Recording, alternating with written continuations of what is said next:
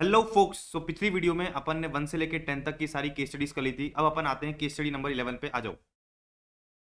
तो क्या दे रखा है, a cooperative bank provides you the following information relating to cash withdrawal by two of its customer during the previous 24-25। तो एक कोऑपरेटिव सोसाइटी है, के दो कस्टमर है, मिस्टर ए और मिस्टर बी। मिस्टर ए ने जो है क्या कर रखा है, सेविंग अकाउंट्स मेंटेन कर रखा है कोऑपरेटिव बैंक के पास, और मिस्टर बी ने जो है करंट अकाउंट मेंटेन कर रखा है कोऑपरेटिव बैंक के पास। अच्छा, मुझे ये बता रखा है कि भाई इन दोनों कस्टमर ने पूरे साल में कितना कितना पैसा विड्रॉ करा है। तो मिस्टर ए ने पूरे साल में जो है 105 लाख क्या करा है, 105 लाख क्या करा है, पैसा विड्रॉ करा है। और इसी तरह से जो मिस्टर बी है उसने अपने करंट अकाउंट से 98 लाख क्या करा है, विड्रॉ करा है। मुझे इन लोगों ने इन्फॉर्मेशन दे रखी है कि जो मिस्टर बी है उसने अपनी रिटर्न ऑफ इनकम फाइल नहीं करी है for the last 3 years, whereas mister A has been regularly filing his return of income. आगे मुझे बता रखा है no other customer of the cooperative bank has withdrawn more than 10 lakh during the previous 24-25। आगे बढ़ते हैं। इन लोगों ने कहा कि भाई कोऑपरेटिव सोसाइटी का एक कस्टमर है जिसका नाम क्या है, मिस्टर के। अच्छा, मिस्टर के ने क्या करा है, 12 लाख पे करा है out of bills for 15 lakh raised in respect of credit card account, ठीक है ना, by account payee cheque and was declared bankrupt thereafter. तो कोऑपरेटिव सोसाइटी का एक कस्टमर था मिस्टर के। अच्छा, मिस्टर के को जो है क्या करना था, अपने क्रेडिट कार्ड पे 15 लाख का क्या करना था, 15 लाख का पेमेंट करना था, जिसमें से उसने 12 लाख का पेमेंट करा है अकाउंट पे ही चेक से। आगे बढ़ते हैं। आगे इन लोगों ने मुझे कहा कि भाई actual bed date of the bank including the bed date on account of mister के ड्यूरिंग द प्रीवियस 24-25, ठीक है ना, बट 20 लाख। तो बेसिकली एक्चुअल बेड डेट कितना है कोऑपरेटिव सोसाइटी का, कोऑपरेटिव बैंक का, कोऑपरेटिव बैंक है ये, राइट, कोऑपरेटिव बैंक है, तो उसका एक्चुअल बेड डेट कितना है, एक्चुअल बेड डेट दे रखा है मुझे 20 लाख का।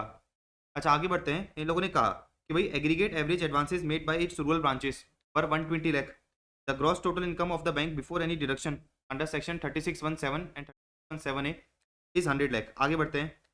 फिर इन लोगों ने एक और इन्फॉर्मेशन कही कि भाई notice was issued to the cooperative bank on 30th of September 2025 by the prescribed income tax authority requiring it to furnish the statement of financial transaction by, ठीक है ना, 30th of October 2025 as the cooperative bank has failed to do so.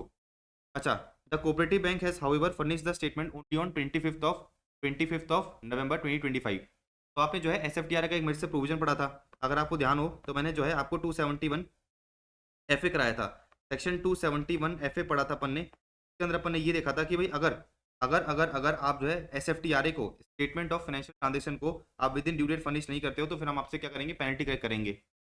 Penalty कितनी होती है, 500 for every day during which the failure continuous.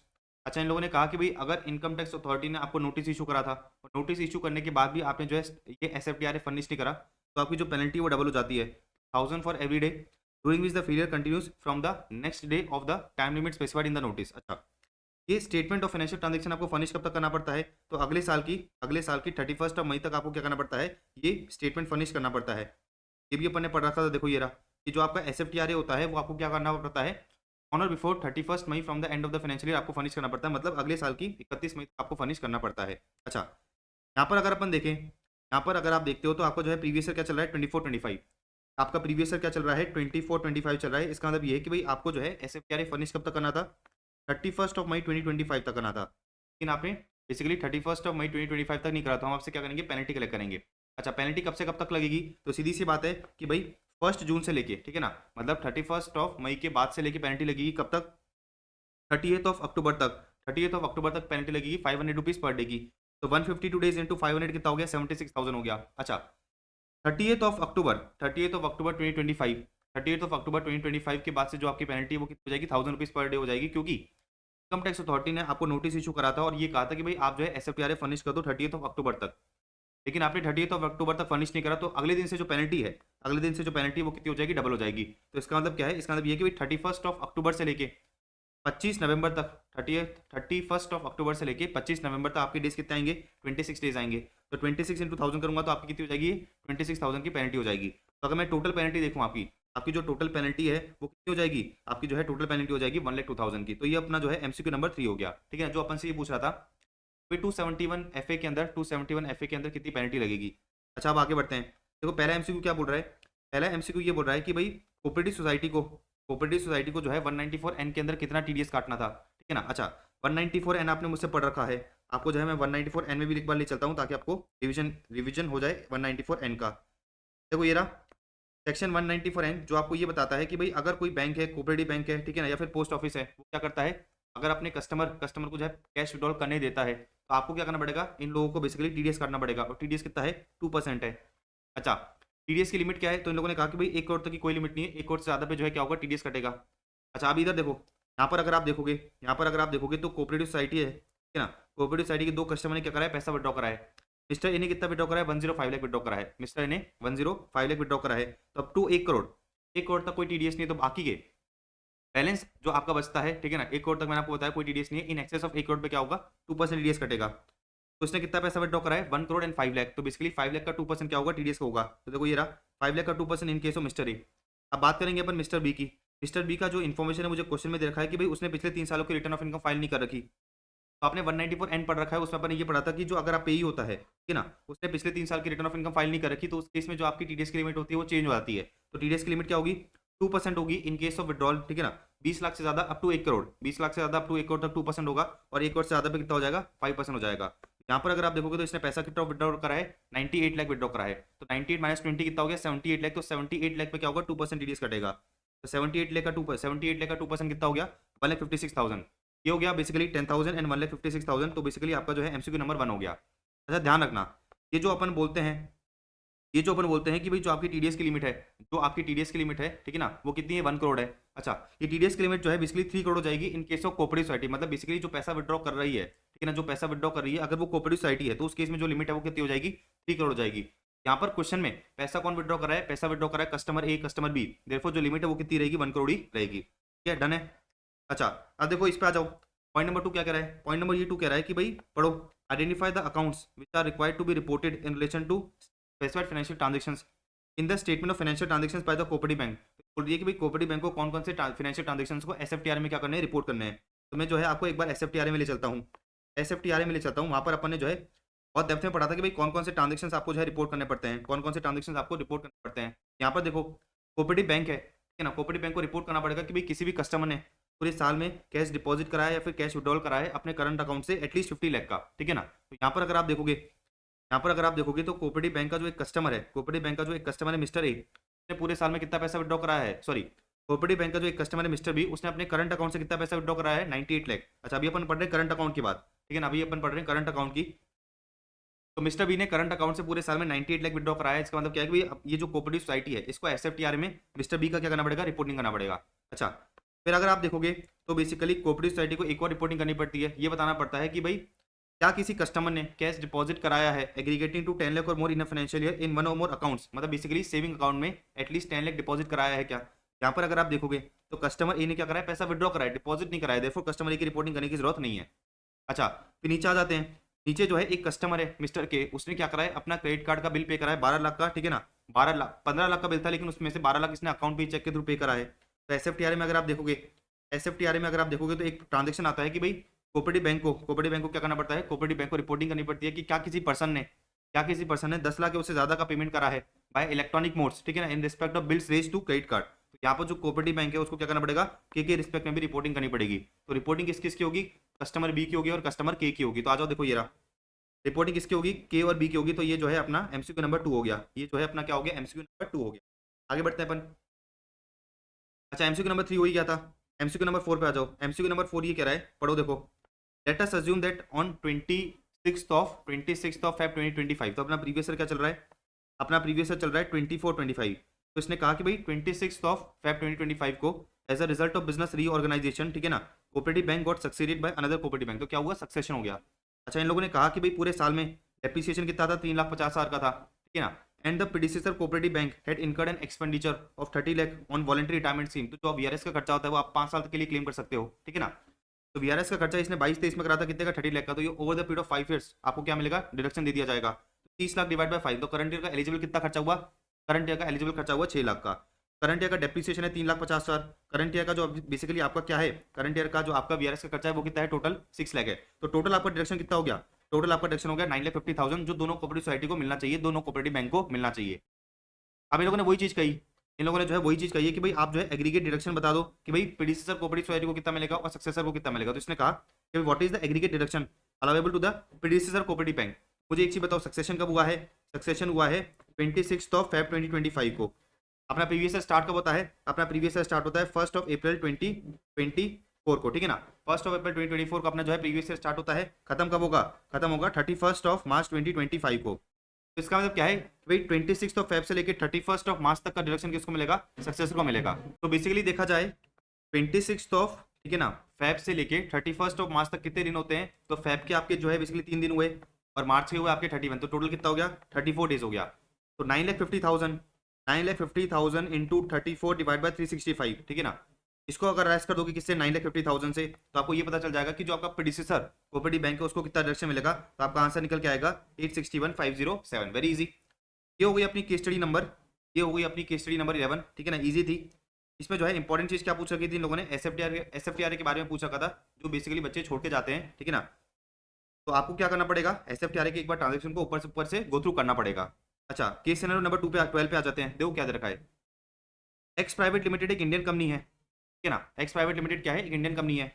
X private limited की मुझे balance sheet बता रखी है, ठीक है ना। फिक्स एसेट्स है, इन्वेस्टमेंट्स है, कैश है, पेड अप कैपिटल है, लोन है, ठीक है ना। लोन ले रखा है वाई से, लोन ले रखा है अदर से, और करंट लायबिलिटीज बता रखी है। अच्छा, वाई इनकॉर्पोरेशन एक प्राइवेट कंपनी है जो यूएसए की कंपनी है एंड उसकी इनकम इंडिया में टैक्सेबल नहीं है। अच्छा, इन लोगों ने कहा कि भाई both the companies are promoted by mister Ayush, ठीक है ना, who holds 30% equity share capital and voting power in both X and Y. तो मिस्टर आयुष करके एक पर्सन है जो दोनों कंपनी में क्या करता है, एटलीस्ट 26% वोटिंग पावर होल्ड करता है। तो दोनों, ये जो एक्स कंपनी और ये जो वाई कंपनी क्या बन गई, एसोसिएटेड एंटरप्राइज बन गई। अच्छा, अगर आप यहाँ पे देखोगे तो बेसिकली एक्स ने क्या कर रखा है, वाई से लोन ले रखा है। कितना लोन ले रखा है, 620 मिलियन का लोन ले रखा है। अच्छा, book value of total asset कितने है, 1200 है। तो आप एक चीज पढ़ रखिए कि भाई अगर आप क्या करते हो किसी कंपनी से at least 51% of book value of total assets क्या करते हो, लोन लेते हो, तो आप दोनों क्या बन जाओगे, एसोसिएट एंटरप्राइज बन जाओगे। तो यहाँ पर अगर आप क्या करोगे, जो अपन ने वाई से लोन ले रखा है वो कितना है, 620 लाख है, राइट। तो 620 डिवाइड बाय 1200 करोगे तो कितना आएगा, एटलीस्ट 51% आएगा। इसका मतलब क्या है कि भाई अगेन ये दोनों क्या बन जाएंगे, एसोसिएटेड एंटरप्राइज बन जाएंगे। तो देखो पहला एमसीक्यू मुझे ये कह रहा है कि भाई X and Y associate enterprise है क्या, अगर हैं तो अपन हैं तो क्यों है, तो मैंने आपको बता दिया, क्यों है, क्योंकि सबसे पहला तो क्या है कि भाई आयुष क्या करता है, दोनों में एटलीस्ट 26% होल्ड करता है।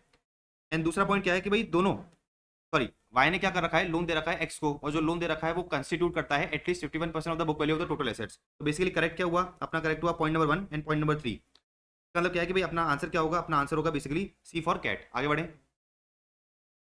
अच्छा, एमसीक्यू नंबर 2 पे आ जाओ। ये हो गया अपना एमसीक्यू नंबर 1, ये हो गया अपना एमसीक्यू नंबर 1। अब आते हैं अपन एमसीक्यू नंबर 2 पे। इन लोगों ने कहा कि भाई प्राइमरी एडजस्टमेंट कितना करना है, मतलब एक्स की इनकम में जो है एएलपी का एडजस्टमेंट कितना होगा, बताओ। आ जाओ देखो। देखो सीधी सी बात ये है कि भाई आपने क्या कर रखा है, एक्स ने जो है वाई से लोन ले रखा है कितने का, 620 मिलियन का। अच्छा, जो अपन ने लोन ले रखा है वो कब लिया था, 1 जुलाई को लिया था, और मैं रेट ऑफ इंटरेस्ट कितना पे कर रहा हूँ, 6.5% पर एनम का पे कर रहा हूँ, लेकिन एएलपी कितनी है, 4% है। मतलब मैं क्या कर रहा हूँ, एक्सेसिव 2.5% का इंटरेस्ट पे कर रहा हूँ। तो इसका मतलब क्या है कि भाई 620 मिलियन का 2.5% इंटू 9 डिवाइड बाई 12 कितना आएगा, ये आपका जो है निकल के आएगा बेसिकली 11625, ठीक है ना, 000। तो ये बेसिकली क्या होगा, आपका एएलपी का एडजस्टमेंट होगा। कैसे करा मैंने करा 620 मिलियन इंटू 2.5%, ठीक है ना, इंटू 9 डिवाइड बाई 12 करो, उसको कितना आ रहा है। तो अपन करते हैं 620 इंटू 2.5% इंटू 9 डिवाइड बाई 12 करा मैंने, तो आपका जो है आंसर निकल के आएगा ये। तो अपना जो है एमसीक्यू नंबर 2 हो गया, डन है। अच्छा, फिर देखो एमसीक्यू नंबर 3 क्या बोल रहा है। इन लोगों ने कहा कि भाई अगर एक्स क्या करती है, एक्सेप्ट कर लेती है primary adjustment made by the AO on 31st of March 2026। अच्छा, what should X do if it does not want to treat the excess money as deemed advance. Basically सीधी सी बात ये है कि भाई हम क्या बोलेंगे, या तो आप 90 दिन के अंदर पैसा लेके आ जाओ, या फिर एडिशनल इनकम टैक्स पे कर दो। आपके पास दो ऑप्शन है, क्या है कि भाई या तो आप जो है बेसिकली 90 डेज के अंदर पैसा इंडिया में ले आओ, या फिर एडिशनल इनकम टैक्स पे कर दो। तो आंसर क्या होगा, डी, इधर बी और सी। डन है। तो ये हो गया अपना एमसीक्यू नंबर 3। फिर आगे देखो क्या दे रखा है, अगर एक्स ने क्या कर रखा है, एक्सेप्ट कर लिया है primary adjustment made by the एओ, ठीक है ना, कब एक्सेप्ट करा है, 31st ऑफ मार्च 2026। इन लोगों ने कहा कि भाई अगर एक्स क्या कर लेती है, एक्सेप्ट कर लेती है प्राइमरी एडजस्टमेंट, तो एओ ने क्या करा है, तो एओ ने बेसिकली अपने ऑर्डर से क्या करा है, पास करा है। तो अगर X has accepted the primary adjustment made by the AO on 31st of March 2026 and the excess money has not been repatriated into India up to 31st of March 2027, ठीक है ना, what would be the consequence अगर X has not opted to pay additional income tax. इन लोगों ने कहा कि भाई 1/4/2026 की बेसिकली एसबीआई का 1 year marginal cost of lending rate 10% है, 1/4/2027 का कितना है, 11% है। तो एओ ने ऑर्डर पास करा था 31st ऑफ मार्च 2026 को, आपने पढ़ रखा है विद इन 90 डेज, कि विद इन 90 डेज अपने को पैसा लेके आना है। आप पैसा लेके नहीं आओगे तो अगले दिन से जो है ब्याज लगना चालू हो जाएगा। तो बेसिकली ब्याज कब से लगेगा, 1 अप्रैल 26 से कब तक लगेगा, 31 मार्च 27 तक। अच्छा, 1 अप्रैल 26 की अगर आप देखोगे तो बेसिकली एसबीआई की रेट कितनी दे रखी है, 10% दे रखी है। तो बेसिकली जो मेरा इंटरेस्ट है वो कितना होगा, 10 प्लस 3.25%, 10 प्लस 3.25% कितना हो जाएगा, ये 13.25%। ये 3.25% कहाँ से आ गया, आप जो है बेसिकली ट्रांसफर प्राइसिंग के प्रोविजन जाके चेक कर सकते हो। तो मोटा मोटा जो इंटरेस्ट है, वो कितना कितने पे लगेगा, कितने अमाउंट पे लगेगा, इस अमाउंट पे लगेगा, कितनी रेट पे लगेगा, 13.25% की रेट से लगेगा। तो करता हूँ मैं, देखो कितना आ रही है 1,16,25,000। अपने को क्या करना है 1,16,25,000, 1,16,25,000 इंटू करो आप, इंटू करोगे क्या, just give me second, 1,16,25,000 into करना है आपको 13.25%। तो आपका आंसर कितना निकल के आएगा, आपको जो है आंसर निकल के आएगा 1,540313। तो आपको जो है इतना इंटरेस्ट पे करना पड़ेगा। सो इंटरेस्ट इतना हम क्या करेंगे आपकी इनकम में ऐड कर देंगे। डन है, बात समझ आ गई, आगे बढ़े अपन। फिर देखो फिर क्या दे रखा है पॉइंट नंबर 5, इन लोगों ने कहा कि भाई which factor is relevant in determining whether the penalty under 270A of the Income Tax Act will be leviable in respect of primary adjustment to X का total income। तो लोगों ने कहा कि पेनल्टी लगाने के लिए जो है कौन सा फैक्टर आपके लिए रेलेवेंट है। देखो पहला पॉइंट क्या दे रखा है, क्योंकि X has maintained information and documents as prescribed under 92D that by itself is sufficient for holding that X has not underreported its income। तो बेसिकली पेनल्टी लगाने के लिए कोई रेलेवेंट फैक्टर नहीं है। अच्छा, अगर एओ या टीपीओ क्या करता है, make its adjustment to X का total income on account of international transaction, ठीक है ना, not being in accordance with the ALP that by itself is sufficient to hold that excess under reported income. तो आपने पढ़ रखा है कि भाई अगर ट्रांसफर प्राइसिंग ऑफिसर क्या करता है, एएलपी का एडजस्टमेंट करता है तो उसको अंडर रिपोर्टेड इनकम नहीं माना जाता।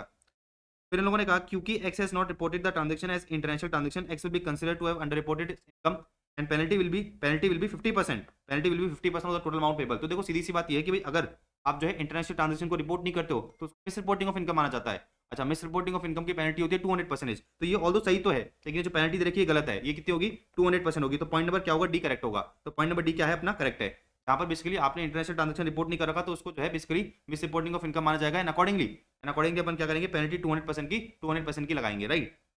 तो अपना आंसर नंबर क्या हो गया, आंसर पॉइंट नंबर डी क्या हो गया, करेक्ट हो गया।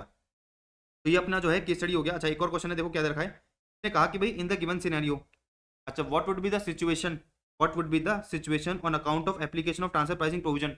अगर एक्स ने क्या कर रखा होता, लोन दे रखा होता। तो अभी अगर आप देखोगे तो लोन किसने दे रखा है, लोन जो है बेसिकली एनआर एसोसिएटेड एंटरप्राइज ने दे रखा है। तो एक्स की बैलेंस शीट है, लोन किसने दे रखा है, वाई ने दे रखा है।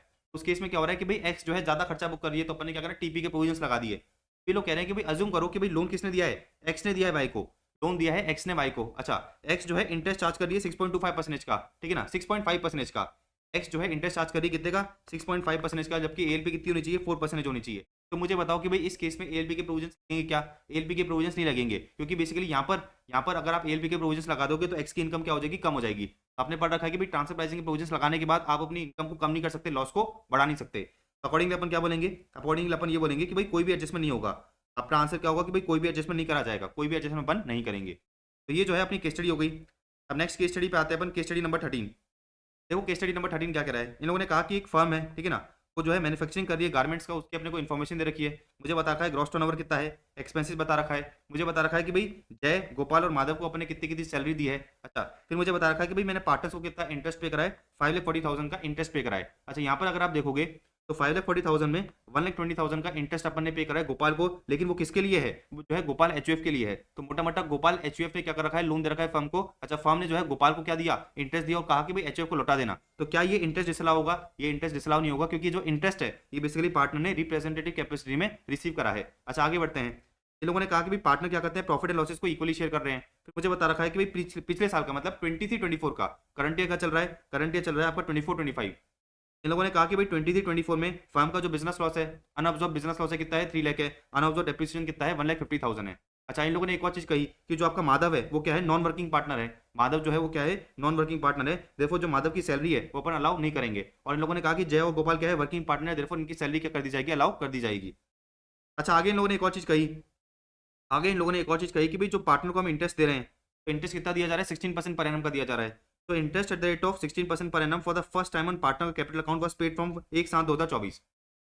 तो इंटरेस्ट का जो अमाउंट है, ये जो आपको इंटरेस्ट का अमाउंट दिख रहा है, ठीक है ना, ये बेसिकली 16% पर एनम के बेसिस पे है। और ये कब से कब तक का है, जुलाई से लेकर मार्च तक का है। अच्छा, इन लोगों ने ये कहा कि भाई जो क्लॉज था, जो इंटरेस्ट का क्लॉज था वो कब डाला गया था, वो डाला गया था 1 जनवरी को। तो बेसिकली जो इंटरेस्ट है आपका जनवरी से लेकर मार्च तक का अलाउ होना चाहिए, रिट्रोस्पेक्टिवली हम अलाउ नहीं करेंगे। देयरफॉर ये जो मार्च से लेकर दिसंबर तक का इंटरेस्ट है ये आपको अलाउ नहीं किया जाएगा।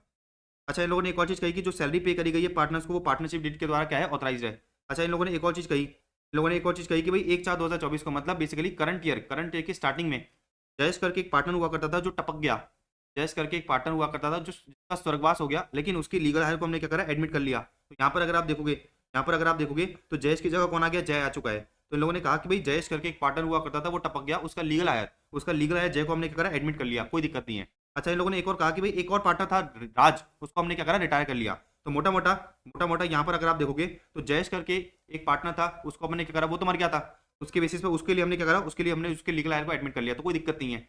अच्छा, एक और पार्टनर हुआ करता था राज, एक और पार्टनर हुआ करता था राज, जो क्या हो गया बेसिकली, जो बेसिकली रिटायर हो गया। तो आपने जो है मेरे साथ एक प्रोविजन पढ़ रखा है कि भाई रिटायरमेंट के टाइम पे, रिटायरमेंट या डेथ के टाइम पे जो आपके क्या होते हैं, जो आपके बिजनेस लॉसेज होते हैं, जितना पार्टनर का शेयर है वो हम अलाउ करने नहीं देते हैं।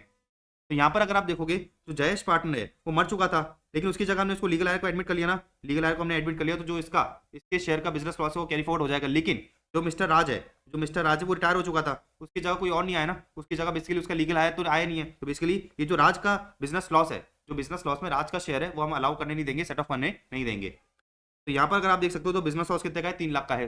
बिजनेस लॉस कितने का है, 3 लाख का है। अच्छा, स्टार्टिंग में आपके पार्टनर्स कितने थे, 4 थे, तो 3 लाख डिवाइड बाय अगर मैं 4 करता हूँ, 3 लाख अगर आप 3 लाख डिवाइड बाय 4 करते हो तो आपको पता चलता है कि 75,000 का शेयर, 75,000 का शेयर जो है, 75,000 का शेयर जो है बेसिकली राज से रिलेट करता है। तो बेसिकली 75,000 का जो है करंट ईयर में आपको लॉस अलाउ करने नहीं देंगे। मतलब मोटा मोटा करंट ईयर में जो आपका बिजनेस हो वो कितना अलाउ होगा, 3 लाख माइनस 75,000, 3 लाख माइनस 75,000 कितना हो जाएगा, 2,25,000। तो करंट ईयर में जो आपका बिजनेस लॉस है हम कितना अलाउ करेंगे, 2,25,000 ही अलाउ करेंगे। मोस्ट इंपॉर्टेंट पॉइंट, ठीक है। अच्छा, आप देखो अपन आ जाते हैं क्वेश्चंस पे। इन लोगों ने कहा कि भाई how much interest can the firm claim as deduction, कितना इंटरेस्ट जो है firm as a deduction claim कर सकती है। तो मैंने आपको बताया कि 5,40,000 में से 1,20,000 तो फर्म क्लेम कर सकती है आराम से, कोई दिक्कत नहीं है। तो देखो 1,20,000 तो फर्म क्या कर सकती है, क्लेम कर सकती है। अब रही बात बैलेंस की, बैलेंस कितना बचा, 5,40,000 माइनस 1,20,000 कितना बच गया, 4,20,000, 4,20,000 बच गया। अब मुझे ये निकालना है कि भाई कितना डिडक्शन आपको अलाउ करा जाएगा। तो देखो सीधी सी बात यह है कि भाई जो 4,20,000 है वो 16% के बराबर है, 16% के बराबर है। तो मैंने क्या करा, 4,20,000 डिवाइड बाय 16% इंटू 12% करा, मतलब ये अलाउ होना चाहिए, इतना क्या होगा, अलाउ होगा। अब ये जो 4,20,000 है, ठीक है ना, ये जो 4,20,000 डिवाइड बाय 16% इंटू 12% है, ये अलाउ होना चाहिए, लेकिन ये तो 9 महीने का है, तो मैंने क्या करा, डिवाइड बाय 9 करा। अच्छा, अलाउ कितना होगा, 3 मंथ्स का होगा, क्योंकि जनवरी से लेके मार्च तक का हम अलाउ करेंगे, रिट्रोस्पेक्टिवली अलाउ नहीं करेंगे। तो बेसिकली इंटू 3 कर दिया, तो मोटा मोटा ये कितना निकल के आ जाएगा, 1,05,000। तो आपका अलावेबल इंटरेस्ट कितना हो जाएगा, आपका जो अलावेबल इंटरेस्ट है वो टोटल हो जाएगा 2,25,000, कोई दिक्कत। अच्छा, इन लोगों ने कहा कि भाई कितनी सैलरी का आप जो है क्या कर सकते हो, डिडक्शन क्लेम कर सकते हो। तो उसके लिए आपको क्या करना पड़ेगा, बुक प्रॉफिट निकालने पड़ेंगे, ठीक है ना। तो आ जाओ, देखो बुक प्रॉफिट निकालते हैं। अच्छा, आपका जो है नेट प्रॉफिट कितना है, नेट प्रॉफिट है 4,72,000। तो मैंने क्या करा, नेट प्रॉफिट ले लिया 4,72,000, इसमें मैंने क्या करा, जो भी टोटल सैलरी वो ऐड कर दी, 8,88,000 क्या करा मैंने, ऐड कर दिया। इसके अलावा जो बेसिकली आपका क्या होगा, इसके अलावा जो है मोटा मोटा आपका इंटरेस्ट जो डिसअलाउड है वो हम क्या करेंगे, ऐड कर देंगे। तो 5,40,000 का आपका टोटल इंटरेस्ट था, अलाउ कितना होगा, अलाउ होगा 2,25,000। तो डिसअलाउ कितना हो गया, डिसअलाउ हो गया आपका 3,15,000। मैंने क्या करा, 3,15,000 को ऐड कर दिया, कितना निकल के आ गया, ये 16,75,000 आ गया। कितना आ गया, ये आ गया जो है बेसिकली आपका 16,75,000। इधर तो कोई दिक्कत। अच्छा, बुक प्रॉफिट निकालने के लिए मैंने आपको समझाया भी था कि जो आपके अनऑब्जर्व डेप्रिसिएशन होते हैं उसको आप क्या कर सकते हो, लेस कर सकते हो। तो मैंने क्या करा, इसको लेस कर दिया, 1,50,000 का देखो मेरा अनऑब्जर्व डेप्रिसिएशन था, वो मैंने लेस कर दिया। तो कितना निकल के आ गया, आपको जो है बुक प्रॉफिट निकल के आ गया 15,25,000, 15,25,000 का आपको क्या निकल के आ गया, बुक प्रॉफिट निकल के आ गया। अच्छा, बुक प्रॉफिट का जो है बेसिकली आपको बुक प्रॉफिट तो पता चल गया। अब अपन निकालेंगे कि भाई मैक्सिमम कितना रेम्युनरेशन अलाउ करा जाता है। तो आपने जो है अगेन पढ़ रखा है कि भाई स्टार्टिंग के 6 लाख पे क्या होगा, स्टार्टिंग के 6 लाख का बुक प्रॉफिट पे क्या होगा, 3 लाख और 90% बुक प्रॉफिट विचर इज हायर, और बैलेंस पे क्या होता है 60% बुक प्रॉफिट होता है। तो इसको सॉल्व करोगे तो आपको ये पता चलेगा कि भाई मैक्सिमम कितना पे कर सकते हो आप, मैक्सिमम पे कर सकते हो 10,95,000 का, मैक्सिमम पे कर सकते हो 10,95,000 का। और अपन देखेंगे भाई अपने एक्चुअल में कितना पे करा है। तो यहाँ पर अगर आप देखोगे, तो एक्चुअल में आपने जो है जय को पे करा है 30,000 और गोपाल को पे करा है 28,000। तो टोटल कर दो कितना आ जाएगा, 58,000 आ जाएगा। 58,000 इंटू 12 करोगे तो कितना आ जाएगा, ये आ जाएगा बेसिकली आपका 6,90,000, 6,96,000। तो आपने एक्चुअल में कितना पे करा है, 6,96,000 जो बेसिकली अलाउ होना चाहिए। तो 6,96,000 और 10 लाख जो भी आया था विचवरीज लोअर हम क्या करेंगे, आपको अलाउ कर देंगे। तो 6,96,000 अलाउ हो गया, तो कितना निकल के आ गया, ये 8,29,000। इसमें से मैंने क्या करा, इसमें से जो भी आपके बेसिकली बिजनेस लॉस थे, इसमें से जो भी आपके क्या थे, इसमें से जो भी आपके बिजनेस लॉस थे वो मैंने लेस कर दिया। तो आपकी नेट इनकम कितनी निकल के आ गई, आपकी नेट इनकम निकल के आ गई 6,04,000 की। बात समझ में आ गई। अच्छा, ये जो माधव है, तो मैंने आपको बता दिया था, ये तो वैसे भी अलाउ होगा नहीं, ये तो जो है आपका अलाउ करा नहीं जाएगा, ठीक है। तो लोगों ने कहा कि भाई कितनी सैलरी अलाउ करी जाएगी, तो मैंने बता दिया आपको कितना निकल के आएगा, ये 6,96,000, कोई दिक्कत। अच्छा, फिर इन लोगों ने कहा कि भाई कितना लॉस एंड कितना डेप्रिसिएशन आपको सेट ऑफ करने के लिए अलाउ करेंगे। तो आपको ये पता है कि भाई लॉस आपका अलाउ होगा 2,25,000 और जो आपका डेप्रिसिएशन है वो तो आपका अलाउ हो जाएगा पूरा पूरा 1,50,000। आपकी टोटल इनकम कितनी निकल के आई, 6,04,000 की निकल के आई, जो अपन ने अभी निकाली थी। ऑलराइट, इजी डन, आगे बढ़े। ये कुछ माइन्यूट चीजें हैं जो ये एग्जाम में टेस्ट करता है, ठीक है ना। ये माइन्यूट चीजें जो है क्या करता है, एग्जाम में टेस्ट करता है, इनको आपको क्या करना पड़ेगा, ध्यान से समझ के चलना पड़ेगा। और सारी चीजें अपने नोट्स में कवर्ड है। तो अगर आप मेरे क्लास के स्टूडेंट हो तो ये सारी चीजें मैंने आपको जो है करा रखी है, तो आपको कोई भी चीज नहीं लग रही होगी, कोई भी चीजें न्यू नहीं लग रही होगी, राइट। अच्छा, आगे बढ़ते हैं। देखो क्या दे रखा है, इन लोगों ने कहा कि भाई एक्स लिमिटेड एक इंडियन कंपनी है जो इनकॉर्पोरेट कब हुई थी, 1 अक्टूबर 2022 को इनकॉर्पोरेट हुई थी with the objective of manufacturing medicine using state of art technology previously unused in India. अच्छा, इसने अपना प्रोडक्शन कब कमेंस करा, दिसंबर 2022 में करा from its newly constructed manufacturing facility in Uttar Pradesh. उसका registered office is also situated in this manufacturing facility. अच्छा, Y incorporation एक प्राइवेट कंपनी है जो क्या है, इनकॉर्पोरेटेड है in the foreign jurisdiction. X क्या करती है, एक्स होल्ड करती है 30% share in the nominal value of the equity share capital of Y. मतलब एक्स जो है एटलीस्ट क्या करती है, 26% वोटिंग पावर होल्ड करती है। तो बेसिकली दोनों क्या बन गए, एसोसिएटेड एंटरप्राइज बन गए। अच्छा, आगे आगे अगर आप देखोगे तो वाई ने क्या कर रखा है, वाई ने जो है बेसिकली अमाउंट लैंड कर रखा है, ठीक है ना। वाई ने क्या कर रखा है, अमाउंट उधार पे दे रखा है, कितना, 60 करोड़ उधार पे दे रखा है at the rate of 6% per annum. उधार पे कब दिया था, 1 अप्रैल 2024 को दिया था। अच्छा, यहाँ पर अगर आप देखोगे तो एक्स ने क्या करा है, इंटरेस्ट पे करा है for the financial year 24-25। Transaction जो है एएलपी पे है और एक्स ने जो है कोई भी दूसरा लोन नहीं ले रखा। अच्छा, इन लोगों ने आगे ये चीज कही, तो profit before giving effect to interest tax depreciation allowance of X for the financial year कितना है, 6 करोड़ है। तो बेसिकली आपको क्या दे रखा है, आपको जो है बता रखा है कि भाई आपका एबिटा कितना है, आपको जो एबिटा है वो बेसिकली कितना है, 6 करोड़ है। अच्छा, इस एबिटा के अंदर क्या है, डिविडेंड इंक्लूडेड है 7,50,000 का। तो कोई दिक्कत नहीं है, कोई दिक्कत नहीं है। अपन जो है क्या करते हैं, अपन जो है बेसिकली निकालते हैं कि भाई आपका एबिटा कितना है, अर्निंग्स कितनी है आपकी, ठीक है ना। अपन निकालते हैं कि भाई आपकी अर्निंग्स कितनी है। अर्निंग्स में बेसिकली हम देखते हैं पर्टिकुलरली एबिटा। तो अपन को जो है बेसिकली डिविडेंड को क्या करने की जरूरत नहीं है, लेस करने की जरूरत नहीं, बिकॉज अपन जो एबिटा निकाल रहे हैं वो इनकम टैक्स वाला नहीं निकाल रहे। मतलब इनकम टैक्स में जो अपन पीजीपी करके कैलकुलेशन करते हैं ना, वैसा नहीं निकाल रहे। अपन तो ये देख रहे हैं कि भाई नॉर्मल कंपनी का एबिटा कितना है, नॉर्मल कंपनी का क्या है, एबिटा कितना है। तो नॉर्मल कंपनी का एबिटा कितना आ रहा है, 6 करोड़ आ रहा है। अच्छा, आगे बढ़ते हैं, आगे बढ़ते देखो इन लोगों ने क्या कहा, इन लोगों ने ये कहा कि भाई फ्रॉम द बिलो इन्फॉर्मेशन, आप जो है क्या करो, एमसीक्यू का आंसर दो। What would be the amount of disallowance if any of the interest paid by X to Y in computation of total income? तो यहाँ पर अगर आप देखोगे तो आपने अपनी एसोसिएट एंटरप्राइज से लोन ले रखा है, कितने का लोन ले रखा है, 50 करोड़ का। इंटरेस्ट कितना पे करो, 50 करोड़ का 6%, मतलब 3 करोड़ का आप क्या कर रहे हो, इंटरेस्ट पे कर रहे हो। 3 करोड़ का क्या कर रहे हो, इंटरेस्ट पे कर रहे हो। 94 भी आपने पढ़ रखा है, जिसमें अगर आप क्या करते हो, इंटरेस्ट पे करते हो अपनी एसोसिएटेड एंटरप्राइज को, तो आपका जो इंटरेस्ट है 30% ऑफ एबिटा तक अलाउ कर दिया जाता है। तो आपका एबिटा कितना है, 6 करोड़। 6 करोड़ का अगर मैं 30% करता हूँ तो बेसिकली आपका कितना निकल के आएगा, 1.8 करोड़ निकल के आएगा। तो 3 करोड़ में से 1.8 करोड़ अलाउ हो जाएगा, तो डिसअलाउ कितना हो जाएगा, आपका डिसअलाउ हो जाएगा 1.2 करोड़। तो बेसिकली आपका डिसअलाउंस कितना होगा, देखो ये रहा, डिसअलाउंस हो गया आपका 1.2 करोड़ का। आगे देखो इसने क्या कहा, आगे इसने कहा कि भाई अगर एक्स क्या करती है, 115 बीडब्ल्यू लेती है, अगर एक्स कंपनी जो है 115 बीडब्ल्यू लेती है तो क्या होगा, सीधी सी बात है, सारी की सारी इनकम 22% टैक्सेबल करी जाएगी, ठीक है ना। तो जो भी उसकी मैन्युफैक्चरिंग से इनकम आ रही है, डिविडेंड की इनकम आ रही है, सारी की सारी क्या होगी, 22% टैक्सेबल करी जाएगी। इन लोगों ने कहा surcharge and health and education cess को इग्नोर करो। अच्छा, जो अपनी कंपनी है एक्स, उसको रॉयल्टी मिली है 5 करोड़ की by permitting other companies to use its patent. खर्चा करा है और फॉर अर्निंग सच रॉयल्टी कितना है, 42 लाख है। तो आपने 115 बीएफएफ पढ़ रखा है, सॉरी 115 बीबीएफ पढ़ रखा है, 115 बीबीएफ पढ़ रखा है, जहां पर आपको पता है कि जो आपकी रॉयल्टी की इनकम होती है आप क्या कर सकते हो, 10% टैक्सेबल कर सकते हो, आपको कोई भी खर्चा अलाउ नहीं किया जाएगा। तो देखो ये रहा, रॉयल्टी जो आपकी 5 करोड़ की वो क्या होगी, 10% टैक्सेबल होगी अंडर 115 बीबीएफ। तो इन लोगों ने कहा कि which of the statement is correct. तो इस स्टेटमेंट ये वाला जो आपका बी फॉर बॉल है, ये आपका क्या है, करेक्ट है। 115 बीबीएफ में आपको क्या होगा, बेसिकली 10% टैक्सेबल करा जाएगा। डन है, आगे बढ़े।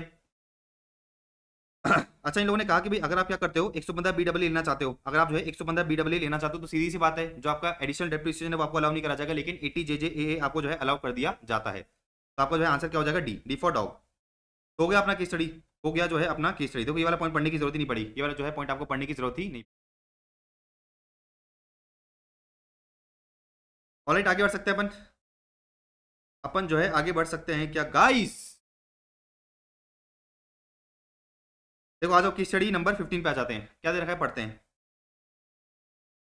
देखो क्या दे रखा है, DEF incorporation company incorporated under laws of country है, मतलब एक फॉरेन कंपनी है, is engage in management consultancy services. उसका एक ब्रांच ऑफिस है इंडिया में, और इंडिया का क्या है, कंट्री ए के साथ डीटीडब्ल्यू है।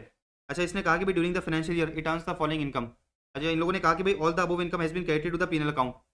अच्छा, इन लोगों ने एक और चीज़ क्या रखी है, इन लोगों ने जो है एक और चीज़ क्या रखी है कि भाई इस कंपनी ने क्या करा है, ये जो कंपनी है डीएफ इनकॉर्पोरेशन, इसने क्या करा है, bottle private limited, bottle private limited एक इंडियन कंपनी के शेयर्स बेचे हैं। अच्छा, कितने पे बेचे हैं, 2 करोड़ 60 लाख पे बेचे हैं। और कब बेचे हैं, अपन ने बेचे हैं 15 ऑफ अप्रैल को। 15 ऑफ अप्रैल को अपन ने क्या करें, 15 ऑफ अप्रैल को जो है अपन ने शेयर्स बेचे हैं। आगे अगर आप देखोगे तो आपको ये पता चल रहा है कि भाई डीएफ ने क्या कर रखा है, 100% इन्वेस्टमेंट कर रखा है बॉटल प्राइवेट लिमिटेड में, ठीक है ना। कब करा था इन्वेस्टमेंट, 5 नवंबर 2004 को करा है। इसका मतलब क्या समझ में आया आपको, कि भाई डीईएफ ने जो है अपनी 100% सब्सिडी के शेयर्स बेचे हैं, अपनी 100% सब्सिडी के शेयर्स बेचे हैं 2 करोड़ 60 लाख के, ठीक है ना, 2 करोड़ 60 लाख में बेचे हैं। और कब बेचे हैं, 15 ऑफ अप्रैल 2024 को बेचे हैं। अच्छा, आगे देखते हैं, इन लोगों ने कहा कि भाई ये जो डीईएफ ने क्या करा था, डीईएफ ने जो है 100% शेयर्स एक्वायर करे थे बॉटल प्राइवेट लिमिटेड के, ये डॉलर लेके आके करे थे। मतलब बेसिकली फर्स्ट प्रोविजन वाला आपको इंपैक्ट चेक करना पड़ेगा। तो set shares were purchase out of the foreign exchange of $350,000 brought from outside India. तो यहाँ पर आपको क्लिक होना चाहिए कि भाई फर्स्ट प्रोविजन की बात है, कुछ कह रहा है इधर, ठीक है ना। अच्छा, अब अपन आ जाते हैं इन्फॉर्मेशन पे। अच्छा, उससे पहले अपन एक और चीज़ देख लेते हैं कि भाई इस कंपनी की अदर इनकम कितनी है, 10 लाख है। इस कंपनी ने एफटीएस की इनकम कमाई है 75 लाख की, ठीक है ना, from ABC limited an Indian company in presence of agreement made with it and approved by the CG. तो इसका मतलब क्या है कि भाई एफटीएस की इनकम 20% टैक्सेबल होनी चाहिए। इंडिया में जो है एफटीएस की इनकम क्या होगी, 20% टैक्सेबल होगी। अच्छा, इसके साथ surcharge and health education cess भी लगेगा। लेकिन इन लोगों ने कहा कि जो आपका डीटीडब्ल्यू है ना, डीटीडब्ल्यू ये कहता है कि भाई जो ये इनकम है 20% पे ही टैक्सेबल होगी। तो विचेवर इज बेनिफिशियल क्या हुआ, विचेवर इज बेनिफिशियल हुआ 20%, क्योंकि इनकम टैक्स कहता है कि भाई 20% प्लस हम क्या करेंगे, surcharge and health education cess लेंगे। डीटीडब्ल्यू कहता है कि भाई सिर्फ 20% पर एक्सेबल करी जाएगी। तो विचेवर इज बेनिफिशियल क्या हुआ, विचेवर इज बेनिफिशियल हुआ सिर्फ 20%। अच्छा, इसने कहा कि भाई जो एफटीएस की सर्विसेज है, एफटीएस इज नॉट, ठीक है ना, effectively connected with the branch office in India. आगे इन लोगों ने कहा कि भाई एफटीएस को ऑन करने के लिए आपने 3 लाख का क्या करा है, खर्चा करा है। अब देखो, पहला क्वेश्चन ये पूछ रहा है कि पहला क्वेश्चन लोगों ने ये पूछा कि भाई in the context of provisions of 115 JB state which of the following statement is correct. कौन सा स्टेटमेंट करेक्ट है? तो करेक्ट क्या है, सीधी सी बात है कि भाई ये जो कंपनी है, ठीक है ना, ये एक फॉरेन कंपनी है, ये एक फॉरेन कंपनी है और एक कंट्री एक ही रेसिडेंट है। सबसे पहले आप लोग को ये चेक करना है कि भाई 115 जेबी मतलब मैट के प्रोविजंस इस पर अप्लाई होंगे कि नहीं होंगे। तो आपने जो है एक प्रोविजन मेरे साथ पढ़ रखा है कि भाई मैट के प्रोविजन एक फॉरेन कंपनी पे अप्लाई नहीं होते, ठीक है ना, अगर वो एक रेसिडेंट है, अगर वो एक रेसिडेंट है, ठीक है ना, जिस कंट्री के साथ आपने क्या कर रखा है, डीटीडब्ल्यू कर रखा है। अच्छा, आपको दिखा देते हैं, आ जाओ देखो। अगर आपको मैट का प्रोविजन याद नहीं है तो मैं आपको दिखा देता हूँ कि भाई मैट के प्रोविजन किस पे अप्लाई नहीं होते। मैट के प्रोविजन जो है अप्लाई नहीं होते ऐसी फॉरेन कंपनी पे जो एक ऐसी कंट्री के साथ रेसिडेंट है जिसके साथ अपने क्या कर रखा है, डीटीडब्ल्यू कर रखा है, एंड उस कंपनी का अगर इंडिया में पी नहीं है तो मैट अप्लाई नहीं होगा। आपको पढ़ा देते हैं, देखो आ जाते हैं, आपको जो है पढ़ा देता हूँ। ये रहा मैट का प्रोविजन, ये रहा मैट का प्रोविजन। और देखो मैंने बताया था आपको कि भाई मैट के प्रोविजन किस पे अप्लाई नहीं होते, मैट के प्रोविजन किस पे अप्लाई नहीं होते, एक ऐसी फॉरेन कंपनी पे which is a resident of a country with which India has DTW, but condition क्या है कि भाई उस कंपनी का इंडिया के अंदर पी नहीं होना चाहिए। तो यहाँ पर अगर आप देखोगे, ये जो फॉरेन कंपनी है, ठीक है ना, कंट्री एक ही रेसिडेंट है जिसके साथ अपन ने क्या कर रखा है, डीटीडब्ल्यू कर रखा है, लेकिन इस कंपनी का इंडिया के अंदर क्या है, ब्रांच ऑफिस है, मतलब परमानेंट एस्टेब्लिशमेंट है, देयरफॉर मैट के प्रोविजन इस पर अप्लाई हो जाएंगे। तो अपना करेक्ट आंसर क्या होगा, अपना करेक्ट आंसर होगा सी। देखो क्या दे रखा है, the provisions of MAT are attracted in the hands of company क्योंकि it is a resident of country with which India has DTW and उसका क्या है, इंडिया के अंदर परमानेंट एस्टेब्लिशमेंट है। अच्छा, इन लोगों ने कहा कि भाई एफटीएस की जो सर्विसेज है वो कितने पे टैक्सेबल होगी, तो अपन कहेंगे कि भाई जो 75 लाख की आपकी एफटीएस है वो सिर्फ डायरेक्टली 20% पे टैक्सेबल करी जाएगी। फिर आगे देखो इन लोगों ने क्या कहा, आगे इन लोगों ने कहा कि भाई अपन ने जो ये जो बेसिकली फॉरेन कंपनी है, ये जो फॉरेन कंपनी है इसने क्या करा है, इंडियन कंपनी के शेयर्स बेचे हैं। अच्छा, ये जो बॉटल प्राइवेट लिमिटेड क्या है, अनलिस्टेड कंपनी है। तो ये कंपनी ने क्या करा है, फॉरेन कंपनी जो है इंडियन कंपनी के शेयर्स बेचे हैं। अभी ये बोल रहे हैं कि भाई किस रेट पे टैक्सेबल होगा, आ जाओ दिखाते हैं। आपको जो है मैंने सेक्शन 112 कराया था, सेक्शन जो है 112 कराया था, जिसके अंदर मैंने आपको बताया था कि जो आपका लॉन्ग टर्म कैपिटल गेन होता है वो किस तरह से टैक्सेबल करा जाता है। ये 111 ए हो गया, ठीक है ना, ये हो गया 112 ए और ये हो गया 112। अच्छा, मुझे एक चीज़ बताओ, ये जो अपनी फॉरेन कंपनी है इसने शेयर्स कब बेचे हैं, इसने शेयर्स बेचे हैं अगर आप देखोगे अप्रैल 2024 में बेचे हैं, 15 अप्रैल 2024 में बेचे हैं, मतलब जो अमेंडमेंट्स आए थे कैप गेज में उसके पहले बेचे हैं। तो अमेंडमेंट के पहले जो है 112 ये लगता था, ठीक है ना। अच्छा, मुझे एक चीज़ बताओ, मुझे जो है आप एक चीज़ बताओ, इस कंपनी ने जो है शेयर्स खरीदे थे 2004 में, बेचे कब है 2024 में, मतलब लॉन्ग टर्म है। अच्छा, अब लॉन्ग टर्म में तो दो सेक्शन आते हैं, 112 ए और 112। 112 ए तो लगेगा नहीं, 112 ए कब लगता है, जब आपने क्या करा है, बेसिकली लिस्टेड कंपनी के शेयर बेचे जहां पर आपने एसटीडी पे करा था both at the time of purchase and sale. लेकिन यहाँ पर जिस कंपनी के शेयर बेचे गए वो तो क्या है, प्राइवेट कंपनी, मतलब एक अनलिस्टेड कंपनी है। तो इसका अंदर क्या है कि भाई 112 लगेगा। अच्छा, 112 में आपने पढ़ रखा है कि भाई अगर कोई फॉरेन कंपनी क्या करती है, अनलिस्टेड शेयर्स एंड सिक्योरिटीज बेचती है, तो उस केस में क्या होगा, 10% पे उसको टैक्स पे करना पड़ेगा। फर्स्ट एंड सेकंड प्रोविजन नहीं मिलेगा, मतलब इंडेक्सेशन नहीं मिलेगा, और बेसिकली जो आपका फर्स्ट प्रोविजन वो भी नहीं लगेगा। तो अपना आंसर क्या होगा, अपना जो है आंसर होगा बेसिकली, अपना आंसर होगा पॉइंट नंबर डी। तो जो कैपिटल गेन्स है वो 10% टैक्सेबल करा जाएगा, आपको जो है सेकंड प्रोविजन नहीं मिलेगा और आपको जो है फर्स्ट प्रोविजन नहीं मिलेगा। तो आपको जो है कैपिटल गेन्स की भी आगे अच्छी नॉलेज होनी चाहिए। आगे बढ़ते हैं। अच्छा, इन लोगों ने कहा कि which of the following statement is correct assuming the rate specified in डीटीडब्ल्यू are the same as provided under the act. अच्छा, मुझे जो है आप एक चीज बताओ, मुझे जो है आप एक चीज बताओ कि भाई अपन क्या कर रहे हैं, इस कंपनी का मैट की कैलकुलेशन कर रहे हैं। अच्छा, मैट की कैलकुलेशन करते समय आपने जो है मेरे साथ एक चीज पढ़ रखी है, अगर आपको याद हो कि भाई एनआर और फॉरेन कंपनी के केस में, एनआर और फॉरेन कंपनी के केस में अपन जो है बेसिकली उन आइटम्स का एडजस्टमेंट नहीं करते which is taxable, which is taxable, which is taxable, देखो ये रहा, विच इज टैक्सेबल, ठीक है ना, at a rate is less than 15%। तो जो मैट का आप एडजस्टमेंट करते हो, मैट का जो एडजस्टमेंट करते हो वहां पर जो है बेसिकली आप क्या करते हो, वहां पर जो है बेसिकली आप ऐसी इनकम को लेस कर देते हो, ठीक है ना, ऐसी इनकम को क्या कर देते हो, लेस कर देते हो, which is taxable at a rate less than 15%। तो इन लोगों ने देखो क्या दे रखा है, भाई मैट की कैलकुलेशन करते समय अपन क्या करेंगे, पीएनएल में उन आइटम्स को लेस कर देंगे, पीएनएल में जो है फॉलोइंग इनकम को लेस कर देंगे। देखो क्या दे रखा है, income of foreign company, income of foreign company, ठीक है ना, कैपिटल गेन्स की इनकम, इंटरेस्ट की इनकम, डिविडेंड की इनकम, रॉयल्टी इनकम और एफटीएस की इनकम। तो बेसिकली ये सारी इनकम लेस कर दी जाएगी अगर ये बेसिकली 15% से कम रेट पे क्या हो रही है, टैक्सेबल हो रही है। यहाँ पर अगर आप देखोगे, यहाँ पर अगर आप देखोगे तो ये जो फॉरेन कंपनी है, ये जो फॉरेन कंपनी है, ठीक है ना, इसकी एफटीएस की इनकम 20% टैक्सेबल हो रही है, मतलब 15% से ज़्यादा पे, ठीक है ना। Other income of course, other income सीधी सी बात है 35% टैक्सेबल करी जाएगी। ठीक है ना। अच्छा, अब बचता है ये जो कैपिटल गेन्स की इनकम है, तो कैपिटल गेन्स की इनकम अभी अपन ने देखी कितने परसेंट पे टैक्सेबल होगी, 10% पे टैक्सेबल होगी। तो देयरफॉर मैट की कैलकुलेशन करते समय अपन क्या करेंगे, जो भी ये कैपिटल गेन्स है इसको क्या करेंगे, पीएनएल में से लेस कर देंगे। ठीक है ना। इन लोगों ने मुझे देखो साफ साफ बता रखा है कि ऊपर के सारे आइटम्स पीएनएल में क्या हो रखे हैं, क्रेडिट हो रखे हैं। तो मैट की कैलकुलेशन करते समय आपको क्या करना है, मैट की कैलकुलेशन करते समय आपको जो है कैपिटल गेन्स को लेस कर देना है, क्योंकि जो कैपिटल गेन्स है क्या हो रहे हैं, 10% पे टैक्सेबल हो रहे हैं, which is less than 15%। Only capital gains has to be reduced while comparing the book profits of DEF incorporation for levy of MAT. मैं आपको जो है प्रोविजन भी जो है क्या कर रहा हूँ, क्विकली रिवाइज कराते जा रहा हूँ, उसके साथ साथ अपन जो है क्या कर रहे हैं, सारे एमसीक्यूज भी कर रहे हैं।